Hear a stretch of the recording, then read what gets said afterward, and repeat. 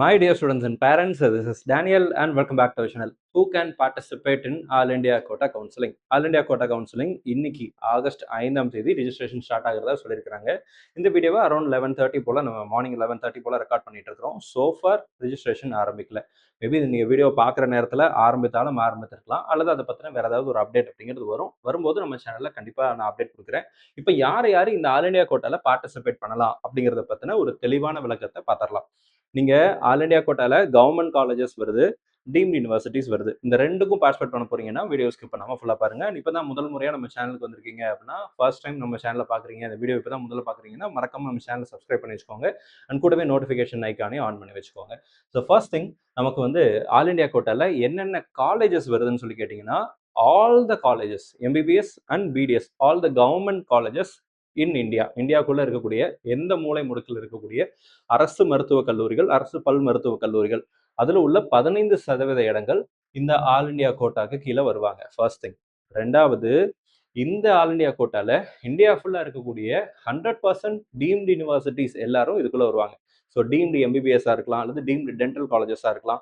அவங்க எல்லாம் 100% இடங்களும் ஆல் இண்டியா கோட்டா மூலமாக தான் நிரப்பப்படும். ஸோ இந்த ரெண்டு கேட்டகரி ஆஃப் சீட்டுக்கு நீங்க பார்ட்டிசிபேட் பண்ண போறீங்கன்னா, you can apply for all India quota counselling. அடுத்ததா, எவ்வளவு மார்க் அதுக்கு தேவை, எந்த ரேங்க் இருந்தா கவர்மெண்ட் காலேஜஸ் கிடைக்கும், அதையும் நான் உங்களுக்கு காமிச்சிடுறேன். இது இல்லாம இந்தியா ஃபுல்லா இருக்கக்கூடிய சென்ட்ரல் இன்ஸ்டிடியூஷன்ஸ், அதாவது எய்ம்ஸ், ஜிப்மர், இந்த மாதிரியான சில யூனிவர்சிட்டிஸ் இன்ஸ்டிடியூஷன்ஸ் எல்லாம் இருக்கு, சென்ட்ரல் யூனிவர்சிட்டிஸ்.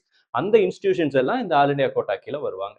ஸோ இப்போ நம்ம அரசு மருத்துவக் கல்லூரிகளை நீங்க எதிர்பார்க்குறீங்க, எனக்கு வந்து மார்க் ஓரளவுக்கு இருக்கு, எனக்கு வந்து இந்தியாவில் எந்த இடத்துல கிடைச்சாலும் பரவாயில்ல, நான் போய் எம்பிபிஎஸ் என் பையனை பொண்ணு சேர்த்து விட்டுருவேன், எனக்கு மார்க் கொஞ்சம் கம்மியா இருக்கு, எனக்கு கிடைச்சா ஓகே, நான் போயிடலாம்னு நினைக்கிறேன் அப்படின்னு நிறைய பேர் யோசிப்பாங்க இல்லையா? அதனால தான் இந்த கிளாரிஃபிகேஷன் அப்படிங்கிறது இந்த இடத்துல கொடுக்குறோம். ஸோ ஃபர்ஸ்ட் திங், போன வருஷம் ஃபர்ஸ்ட் ரவுண்ட்ல எவ்வளோ ரேங்க்குக்கு சீட்டு க்ளோஸ் ஆச்சு, ஆல் இண்டியா ரேங்க்குக்கு. இது 2025 அஃபீஷியல் டேட்டா. நமக்கு ப்ரொஃபஷனல் ரிசல்ட், ஃபைனல் ரிசல்ட் ரெண்டு விடுவாங்க. அந்த ரிசல்ட் டேட்டாவில் எந்த மார்க் அண்ட் ரேங்க்குக்கு சீட்டு க்ளோஸ் ஆச்சு அதை தான் இங்கே போடுக்கிறோம். இப்போ ஓப்பன் கேட்டகரி போன வருடம் ஆல் இண்டியா ரேங்க் 21,190க்கு ஆல் இண்டியா கோட்டால ஒரு காலேஜ் அப்படிங்கிறது அலாட் ஆச்சு. இது இந்தியா ஃபுல்லா இருக்கக்கூடிய எல்லா கவர்மெண்ட் காலேஜஸும் சேர்த்து எம்பிபிஎஸ்க்கு. ஓபிசி கேட்டகரி 21,452வது ரேங்க்குக்கு சீட்டு கிடைச்சது. இடபிள்யூஎஸ் 25,599 ரேங்க்குக்கு சீட்டு கிடைச்சிருக்கு. இந்த ரேங்க்குள்ள நீங்க இருந்தீங்கன்னா ஆல் இண்டியா கோட்டால முதல் சுற்றுல இந்த வருடமும் கிடைக்கிறதுக்கு வாய்ப்புகள் அப்படிங்கிறது இருக்கு. இதுதான் சினாரியோ.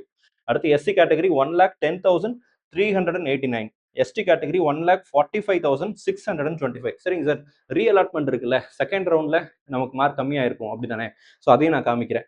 இப்போ இந்த வருஷம் நீங்க வந்து உங்களுடைய ஆல் இண்டியா ரேங்க் இந்த ரேஞ்சில் இருக்கு, 21,000 சம்திங்ல நீங்க வச்சிருக்கீங்க, அல்லது 22,000, 23,000 அந்த மாதிரி நீங்க இருக்கீங்கன்னா ஃபர்ஸ்ட் ரவுண்டுக்கு நீங்க எதிர்பார்க்கலாம், சீட்டுங்கிறத நீங்க எதிர்பார்க்கலாம். First thing. ஓபிசியும் அதே மாதிரி தான் 21,452க்கு லாஸ்ட் இயர் க்ளோஸ் ஆச்சு.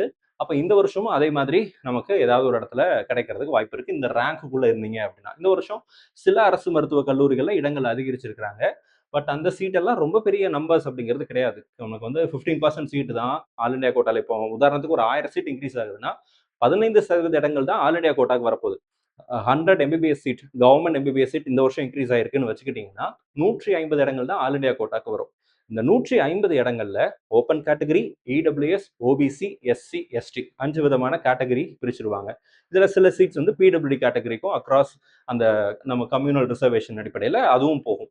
அப்போ அந்த மாதிரி சீட் எல்லாம் போகும்போது நமக்கு 150 சீட்ல கேட்டகரி வைஸ் ஸ்ப்ளிட் பண்ணும்போது ஒவ்வொரு கேட்டகரியும் அதனுடைய ரிசர்வேஷன் பர்சன்டேஜுக்கு தகுந்த மாதிரி 20 சீட்டோ, 30 சீட்டோ, 15 சீட்டோ தான் நமக்கு அந்தந்த இடத்துல சீட் இன்க்ரீஸ் ஆகும். 1000 சீட் இன்க்ரீஸ் ஆனா கூட ஓப்பன் கேட்டகரியில, இடபிள்யூஎஸ்ல, எஸ்சி, எஸ்டிலாம் பார்க்கும்போது 20 சீட், 25 சீட்டு, 30 சீட் அந்த மாதிரி தான் என்ன பண்ண போகுது அப்படின்னா இன்க்ரீஸ் ஆக போகுது அப்படிங்கிற ரியாலிட்டியை நம்ம புரிஞ்சுக்கணும். இப்போ செகண்ட் ரவுண்டு பார்த்தலாம். ஃபர்ஸ்ட் ரவுண்ட் 21,000 இருந்துச்சு, செகண்ட் ரவுண்ட் 24,949க்கு போன வருஷம் க்ளோஸ் ஆயிடுச்சு. சரிங்களா? OBC 25,108, EWS 28,920, SC category 1,32,649, ST category 1,56,601 அப்படிங்கிற ரேங்க்குக்கு போன வருஷம் செகண்ட் ரவுண்டு க்ளோஸ் ஆச்சு. சார், நான் ஃபைனல் ரவுண்ட் வரைக்கும் வெயிட் பண்ண தயாரா இருக்கேன், தேர்ட் ரவுண்ட்ல மார்க் குறைஞ்சிச்சா அப்படின்னு கேட்டீங்கன்னா, எஸ், தேர்ட் ரவுண்ட்லயும் மார்க் குறைஞ்சது. எவ்வளவு ரேங்க்னு பாருங்க. ஓப்பன் கேட்டகரி 26,178, ஓபிசி பொறுத்த வரைக்கும் 26,231, இடபிள்யூஎஸ் பொறுத்த வரைக்கும் 29,997, எஸ்சி பொறுத்த வரைக்கும் 1,36,392, எஸ்டி 1,62,000, 975. ஓகே, ரவுண்ட் 4யும் பார்த்துடலாம். அப்போ நமக்கு ஒரு ஐடியா கிடைக்கும். இந்த ரேங்க் ரேஞ்சில் இந்த வருஷம் நீங்கள் இருக்கீங்கன்னா ஆல் இண்டியா கோட்டா 15% கவர்மெண்ட் சீட்டுக்கு, எம்பிபிஎஸ் சீட்டுக்கு இந்தியாவுக்குள்ள ஏதாவது ஒரு மூலையில் நமக்கு கிடைக்கிறதுக்கு வாய்ப்புகள் அப்படிங்கிறது இருக்குது. இது வந்து நான் உங்களை டிமோட்டிவேட் பண்ணுறதுக்காக இந்த இடத்துல பதிவு செய்யலை. ரியாலிட்டி இதுதான். சரிங்களா? போன வருஷம் இந்த ரேஞ்சில் தான் இருந்துச்சு. இந்த வருஷம் இதே ரேஞ்சில் தான், இந்த ரேங்க் ரேஞ்சில் தான் இருக்கும். இந்த ரேங்க்ல மார்க் வந்து போன வருஷம் வேற மார்க்காகவும் இந்த வருஷம் மார்க் வேற மார்க்காகவும் இருக்கும். Mark will vary. டெஃபினட்டா மார்க் இன்க்ரீஸ் ஆகும் அல்லது டிக்ரீஸ் ஆகும். அது டிபெண்ட்ஸ் ஆன் த காம்படிஷன். இந்த வருஷம் மார்க் கொஞ்சம் இன்க்ரீஸ் ஆயிருக்கு. ஆனா இந்த ரேங்க் ரேஞ்சில் தான் இருக்கும். இதே தான் வரும்னு நான் சொல்லலை. இந்த ரேஞ்சுக்குள்ள வரும். 4th ரவுண்ட் பார்த்துடலாம். 4th ரவுண்ட் ஆல் இண்டியா கோட்டால லாஸ்ட் ரவுண்ட் ஸ்ட்ரே ரவுண்டில் அரசு மருத்துவக் கல்லூரிகள் 15%ல 27,332, OBC 27,307 and EWS 30,862, SC category 1,38,863, ST category 1,64,804 அப்படிங்கிற ரேங்க்குக்கு சீட்டு க்ளோஸ் ஆச்சு. எந்த காலேஜ் சார்? நான் வந்து இந்தியாவுக்குள்ள எங்க இருந்தாலும் போலாம்னு நினைக்கிறேன் அப்படின்னு நினைச்சீங்கன்னா காலேஜையும் நான் காமிச்சிடுறேன். இது ஏதோ தமிழ்நாடு மட்டும் நான் சொல்லலை. ஓபிசி ஓப்பன் கேட்டகரி வந்து நாகாலாந்தில் இருக்கக்கூடிய ஒரு அரசு மருத்துவக் கல்லூரி. ஓபிசி பொறுத்த வரைக்கும் ஓபிசி பொறுத்த வரைக்கும் வெஸ்ட் பெங்காலில் உள்ள சரத் சந்திரா அந்த கவர்மெண்ட் மெடிக்கல் காலேஜ். இடபிள்யூஎஸ் பொறுத்த வரைக்கும் GMERS குஜராத்தில் இருக்கக்கூடிய மெடிக்கல் காலேஜ். SC கேட்டகரி பொறுத்த வரைக்கும் இங்க பாருங்க தெலுங்கானால இருக்கக்கூடிய ஒரு கவர்மெண்ட் மெடிக்கல் காலேஜ்.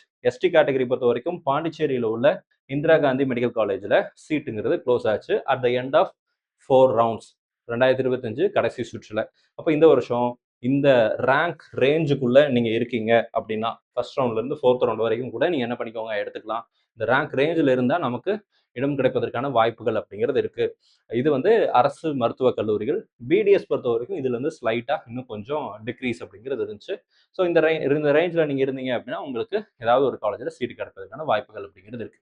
ஸோ இந்த ரேங்க் ரேஞ்சில் இருக்கிறவங்க மட்டும் தான் அப்ளை பண்ணணுங்கிறது இல்லை. யார் வேணாலும் அப்ளை பண்ணலாம். நீட்ல குவாலிஃபை ஆன எல்லாருமே ஆல் இண்டியா கோட்டால அப்ளை பண்ணி ட்ரை பண்ணி பார்க்கலாம். அது உங்களுடைய சாய்ஸ் தான். அந்த முடிவை நீங்க தாராளமாக எடுத்துக்கலாம். இல்லை நான் வந்து கடைசி ரவுண்ட் வரைக்கும் நான் வெயிட் பண்ணி பார்க்க போறேன். என்னோட ரேங்க் வந்து ஒரு ஓப்பன் கேட்டகரியில் ஆல் இண்டியா ரேங்க்ல வந்து நான் ஒரு 40,000ல இருக்கேன், 50,000ல இருக்கேன், அல்லது SC கேட்டகரியில் நான் ஒரு 2 லேக் சம்திங்ல இருக்கேன், 3 லேக் சம்திங்ல இருக்கேன், நான் பார்ட்டிசிபேட் பண்ணலாமா அப்படின்னு கேட்டால் yes, you are eligible to participate. நீங்கள் தாராளமாக பார்ட்டிசிபேட் பண்ணலாம். அதில் எந்த ரெஸ்ட்ரிக்ஷன்ஸும் கிடையாது.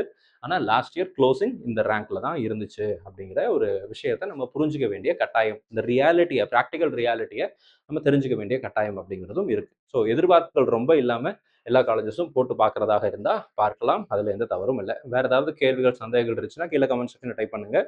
அடுத்தடுத்த வீடியோவில் அதற்குரிய பதிலையும் பார்க்கலாம். அடுத்ததாக டீம்டு யூனிவர்சிட்டிக்கு எவ்வளோ மார்க் அண்ட் ரேங்க் இருந்துச்சுன்னா சீட்டு கிடைக்கும், பார்ட்டிசிபேட் பண்ணுறது ஒர்த்தாக இருக்கும் அப்படிங்கிறத பற்றி நெக்ஸ்ட் வீடியோவில் பதிவு செய்கிறேன். சேனலை மறக்காமல் சப்ஸ்கிரைப் பண்ணி வச்சுக்கோங்க. All the very best and thank you so much.